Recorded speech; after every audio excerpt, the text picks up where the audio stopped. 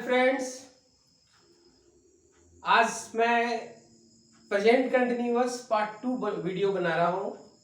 मैंने present continuous part 1 में आप लोगों से प्रॉमिस किया था कि पार्ट 2 बनाऊंगा और जो भी पोर्शन नहीं कवर कर पाया पार्ट 1 में उसको मैं करूंगा। बातें हो रही थी प्रेजेंट कंटिन्यूअस का स्टैटिक वर्ब। हमेशा आप जान लें, स्टैटिक वर्ब उन वर्ब को कहते हैं जहां पर लैक ऑफ एक्शन है। वर्ब दो तरह के होते हैं, डायनेमिक वर्ब, स्टैटिक वर्ब। जैसे अगर आप बोलते हैं आई एम रनिंग, मैं दौड़ रहा हूं, तो ये यहां पर देखिए एक्शन, दौड़ने की क्रिया हो रही है। लेकिन अगर हम बोलते हैं आई नो, तो आई नो में there is no action, it is a static verb. I want, a static verb. I mean, a static verb. तो इसी का हम कह रहे थे, कि स्टैटिक वर्ब को कंटिन्यूअस फॉर्म में ना लिखें। आप स्टैटिक वर्ब को कंटिन्यूअस फॉर्म में लिखेंगे तो सेंटेंस गलत हो जाता है। जैसे एग्जाम में दे देता है आपको ABCD 5 4 6 पार्ट हो गया एक सेंटेंस का, उसमें कर दिया I am knowing, he is minding, they are wanting, तो वहां पर आप समझ लें कि वो पार्ट गड़बड़ है, उसको हटा दें। वहां पर आप उसको टिक करें। He is knowing sentence wrong, he knows. तो इसीलिए मैंने कवर किया है verbs of thinking. Think, think mean know mind, इनको आप सिंपल प्रेजेंट में यूज करें, स्टैटिक वर्ब को सिंपल प्रेजेंट में। Verbs in general look, seem, appear, affect, resemble. Resemble मतलब क्या होता है? मिलना है दूसरे। He resembles his brother। और रिजेंबल में क्या है?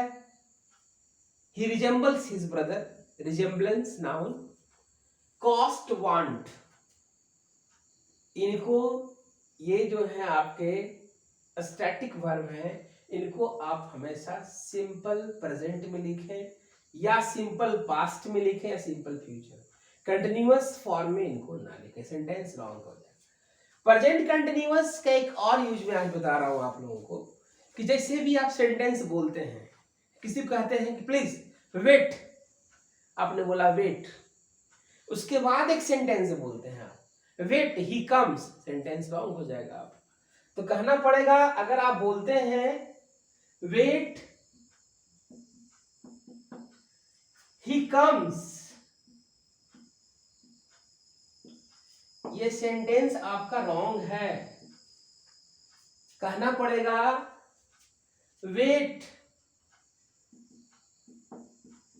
he is coming, wait he is coming। silence, आप किसी को बोलते हैं he is offering prayer। silence अगर आप बोलते हैं he offers prayer, sentence wrong. silence he is offering prayer, wait he is coming। इस तरह के एक्सप्रेशन में आप प्रेजेंट कंटिन्यूअस को यूज करें। नेक्स्ट स्टेप हमारा आता है प्रेजेंट कंटिन्यूअस। मैंने आप लोग को बताया था ही इज गोइंग टू, मैंने बताया था is, am, are, going to, मैंने बतलाया था ये फ्यूचर इंटेंशन को डिस्कस करता है। तो हमेशा उसमें केयर क्या करना है कि he is going to start a business, मतलब he has not started the business, he will start the business, यहां पर हमने यूज किया। और अगर प्रेजेंट कंटिन्यूअस को हम लोग और भी यूज करते हैं तो उसमें क्या करते हैं, प्रेजेंट कंटिन्यूअस को अगर उसके साथ फ्यूचर इंडिकेट, फ्यूचर टाइम अगर आप ले आते हैं, present continuous shows future reference when used with future time। I mean to say on 20th November he is coming,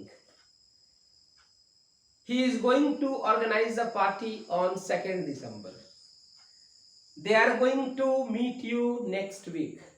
तो यहाँ पर हम क्या देख रहे हैं, टाइम, फ्यूचर टाइम शो कर रहा है।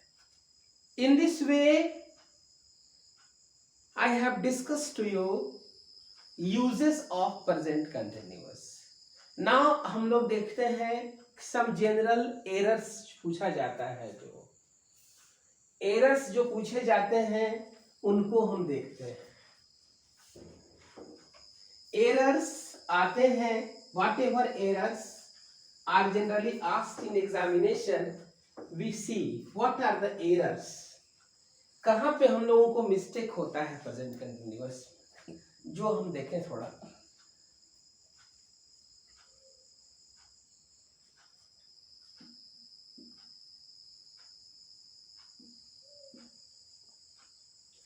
He comes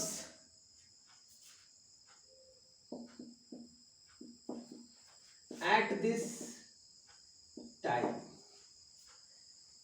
He comes at this time. He says that he is knowing me.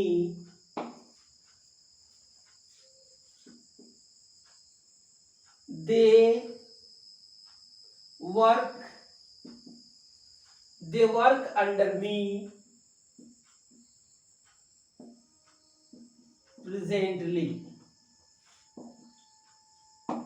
3 sentences हमने दिया है आपको। General mistake, he comes at this time. At this time present continuous, at that time past continuous। Care कीजिएगा, यहाँ पे sentence wrong हो जाएगा, लिखना पड़ेगा he is coming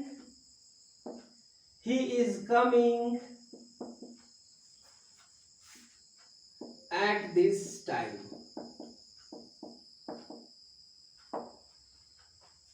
He says he is knowing me. Sentence is wrong. Its right is he says that he knows me. He knows me. These are the basic things. Generally people commit mistake, and it is in a spoken somebody may not mind, but in written people mind this. So we are required to be careful while writing. And so far as competitive English is concerned, it is an area of focus. Tense के questions अगर आते हैं तो इस तरह के questions पूछे जाते हैं। नेक्स्ट है they work under me presently. मैंने आपको बता दिया presently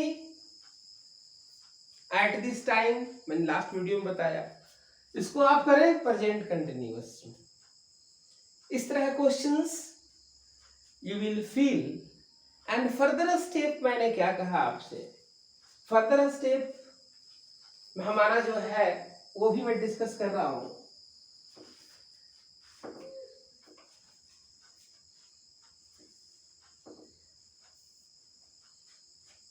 present continuous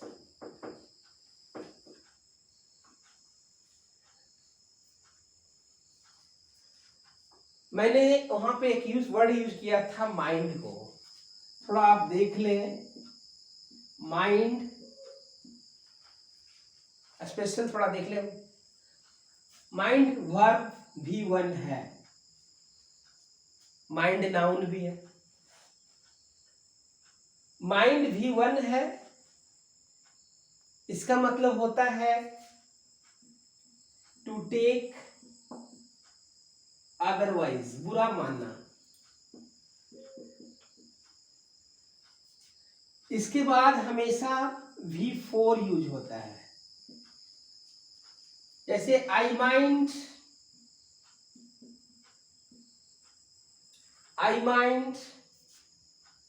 working at your instruction. I mind working at your instruction. यहां पर देखिए मैंने सेंटेंस लिखा, माइंड आप देख रहे हो, इसके बाद देखो V4 है। लेकिन आप अगर इसको यूज करते हो, I mind to work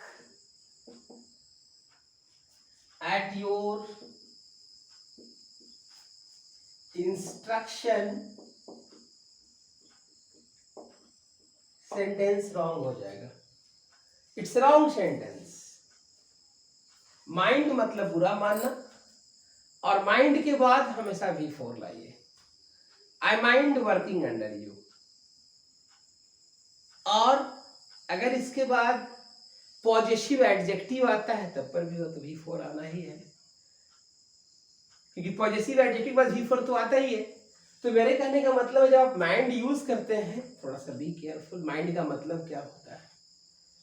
I mind, what you say I mind means I take otherwise. In the same way मैंने आपको इसमें बताया था कि no, I am knowing, what? No, I know. If you say I am knowing, sentence is wrong. इससे पहले मैंने बताया I am seeing you, it's a wrong sentence. Meaning इसका निकल जाएगा लेकिन अलग मीनिंग इसका, I am meeting you. So these are the facts I hope we should know. One video I will make especially on common errors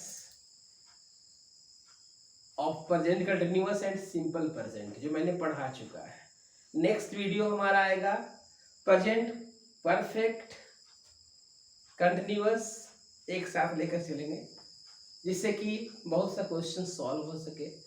before that I will make one more video on object and complements. बहुत यहाँ देख रहा हूँ मैं बच्चों का कम आ रहा है कंफ्यूजन, सर ऑब्जेक्ट कॉम्प्लीमेंट में प्रॉब्लम हो जाता है, तो आप वेट करें। I am coming with my next video. Thank you to all.